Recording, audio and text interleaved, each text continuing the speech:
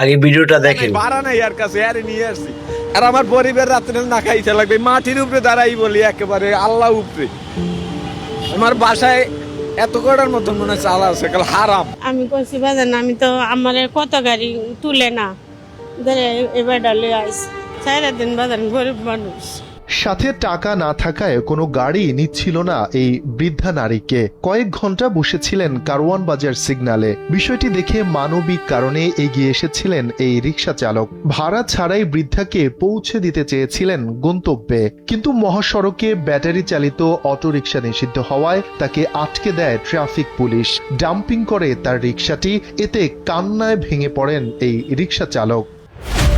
ভাড়া নাই আর কাছে আরে নিয়ে আসছি। আমি বলছি যে ওদিকে আমাদের উঠতে দেয় না, গাড়ি ধরে আমার। এবার কয়ে আমি যাবো কেমনি, মানে 1-2 ঘন্টার উপরে স্ট্যান্ডে বসেছিল। পরে আমি নিয়ে আসছি, কইতে ঠিক আছে আপনি ধর যখন টাকা নাই আমি আপনার দিয়েমু। ওইখানের ওই ফার্ম গেটেও স্যার বলছি স্যার যাই দিলে দিবেন, নাইলে আমি যাবো না। একা পাইতে যাও গা, হেরা আসছে ধরছে, আমি হেকুদারে ওই একই কথা বলছি স্যার যাই দিলে দিবেন, নাহলে চলে যাবো। কিন্তু আমি বলছি স্যার গাড়িটা ডাম্পিং এ নিয়ে না, এই ডাম্পিং এ স্যার গাড়িটা দিলে এইটা যে আমি সারাবো এই টাকা আমার দ্বারা নাই। আর আমার পরিবার রাত্রে না খাইতে লাগবে, মাটির উপরে দাঁড়াই বলি একেবারে আল্লাহ উপরে। আমার বাসায় এত কটার মতন মনে হয় চাল আছে, কাল হারাম। যদি এর বেশি থাকে সব হারাম ভাই। সড়কের পাশে দাঁড়িয়ে রিকশা চালকের সঙ্গে কাঁদতে দেখা যায় বৃদ্ধা এই যাত্রীকেও। জানান, তীব্র গরমের মধ্যে কয়েক ঘন্টা বসেছিলেন। টাকা না থাকায় কেউই গাড়িতে তুলছিল না। শেষমেশ এই রিকশা চালক দয়াবশত তাকে নিয়ে যাচ্ছিলেন। রিকশাটি ডাম্পিং হবে এই ভেবে তিনি কান্না করছেন। বাজান আমি তো আমার কত গাড়ি তুলে না এবার ডালে আইস